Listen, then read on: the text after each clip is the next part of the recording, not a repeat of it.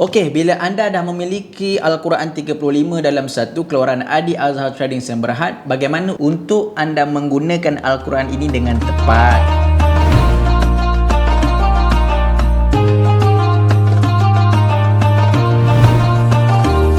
Caranya cukup mudah.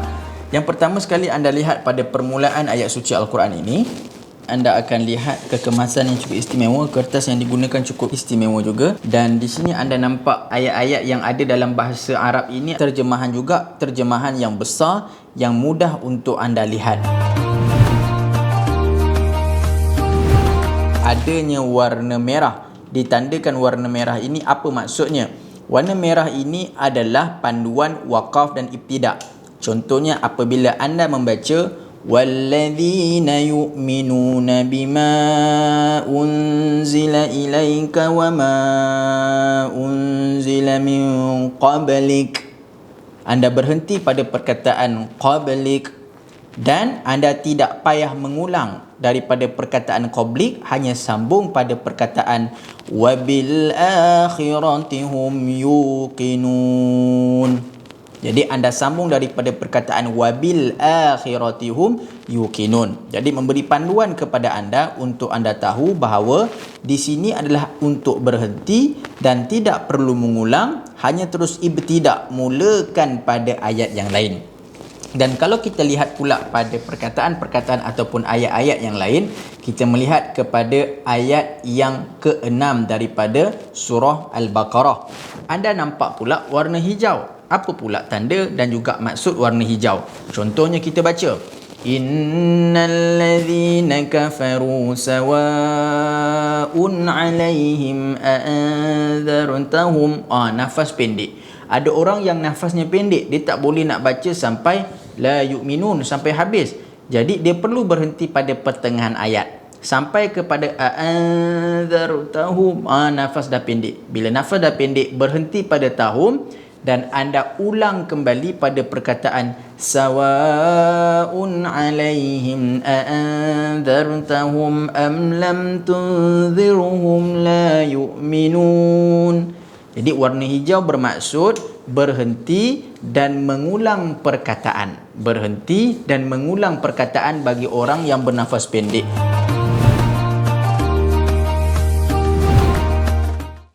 Dalam masa yang sama juga, anda dapat lihat adanya warna merah pada huruf waw, adanya warna oranye pada huruf waw, adanya warna hijau pada huruf mim. Apakah maksud warna-warna ini? Kita boleh lihat pada perkataan ataupun pada petunjuk yang di bawah.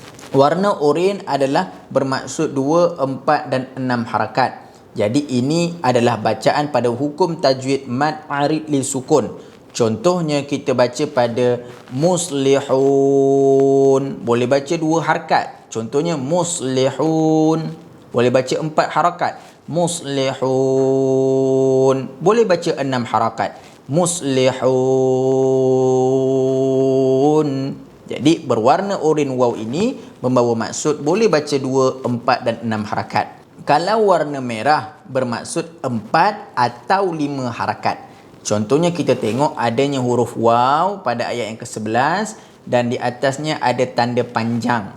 Ada tanda panjang. Nak baca berapa harakat? Kita boleh baca 4 atau 5 harakat. Contohnya qalu, boleh, ataupun qalu. Lu itu boleh jadi 4 ataupun 5 harakat. Dalam masa yang sama, apa yang kita boleh tekankan lagi pada perkataan-perkataan yang penting. Contohnya kita lihat pada warna hijau. Warna hijau bermaksud dengung. Inna pada perkataan innama nahnu muslihun. Kita tak boleh baca innama, kita kena dengung dengan lamakan pada perkataan dengung. Contoh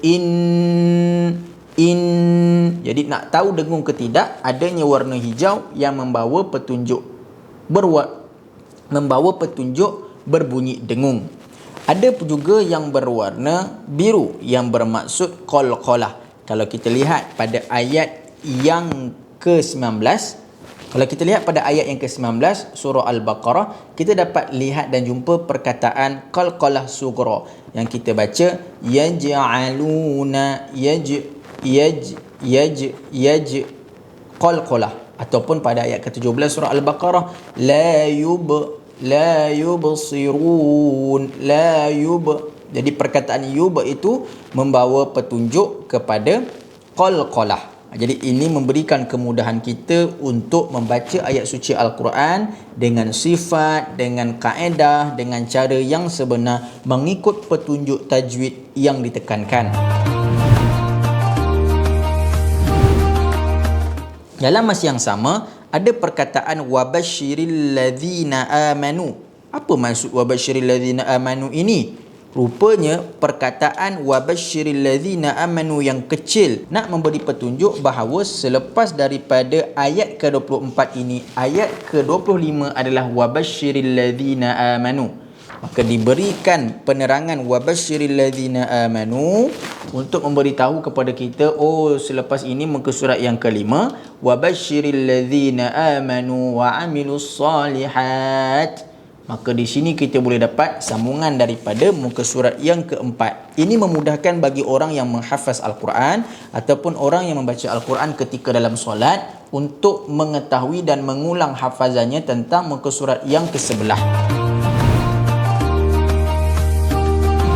Kawan-kawan yang dikasihi Allah, kalau kita lihat juga, kita dapat lihat pada ayat ke-26 satu ayat yang panjang berkaitan dengan satu kisah yang cukup istimewa yang diturunkan kepada kita. Ayat ke-26 ini adalah ayat yang ada cerita tentang penurunannya. Yang kita sebut ayat 26 ini ada asbabun nuzul. Jadi apakah cerita pada ayat ke-26 surah Al-Baqarah? Maka diceritakan di sini dalam kitab Lubabun Nuqul. Di sini disebutkan ayat ini merupakan bantahan terhadap anggapan dan perkataan golongan yang kafir yang ingkar kepada Al-Quran, yang mengatakan Allah malu menjadikan perumpamaan dengan sesuatu yang kecil dan remeh sekecil lalat, semut dan makhluk kecil lainnya. Sesungguhnya hal itu tidak layak untuk mereka ucapkan. Jadi ada asbabun nuzul, cerita berkenaan dengan ayat ke-26. Jadi dalam masa yang sama, anda juga tahu tentang kehebatan dan juga cerita-cerita yang ada dalam Al-Quran.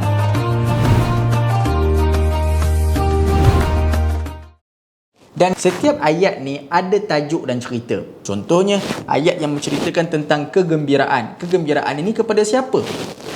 Jadi tajuk ini menceritakan tentang balasan terhadap orang yang beriman. Jadi ayat ke-25 ini tajuknya adalah cerita kepada orang beriman. Tonton bayangkan, setiap daripada apa yang anda baca pada setiap ayat-ayat ini, ada cerita-cerita dia, ada tajuk dia. Anda boleh lihat contohnya dalam surah Yunus, surah ke-10, muka surat ke-218. Juzuk yang ke-11 ini anda boleh lihat pada ayat ke-81 dan 82. Diwarnakan dengan warna biru. Wa yuhiqqullahu al-haqqa bikalimatihi walau karihal mujrimun. Ayat 81 dan 82 ini yang berwarna biru ini pada terjemahannya adalah satu doa. Doa yang selalu diamalkan untuk menghindarkan sihir dan ilmu hitam. Pada terjemahan, kita nampak yang berwarna biru di setiap terjemahan Al-Quran ini adalah doa. Begitu juga pada ayat yang ke-85 dan juga ayat 86 yang membawa maksud tentang doa untuk menjauhi kezaliman, doa untuk menghindari perkara-perkara yang jahat juga dituliskan pada terjemahan ini. Namun seperti mana yang kita tahu, dalam Al-Quran ini ada banyak lagi doa-doa yang maksur yang diturunkan kepada kita. Untuk melihat doa-doa ini daripada surah Al-Fatihah, surah yang pertama sehinggalah surah yang terakhir, maka anda boleh pergi kepada muka surat 658 dalam Al-Quran 35 dalam satu ini yang diberi tajuk dengan indeks doa. Daripada nombor 1 sehingga nombor 54 ada muka surat, ada surahnya. Contoh, anda nak cari, anda tertekan dan stres, anda cari surah Ali Imran ayat 173. Nombor pada perkataan Ali Imran ni adalah nombor ayat 173 dan ini adalah muka suratnya, muka surat 72. Contoh, nak cari doa sakit gigi, tambahan daripada surah Al-Mu'minun. Macam mana? Sakit gigi sangat. Doa sakit gigi, doa ke-23, anda boleh tengok pada surah Al-An'am ayat ke-13, 129, muka surat 129. Dalam ayat suci Al-Quran ini diberikan kepada kita indeks-indeks penting, iaitu tentang cerita keimanan.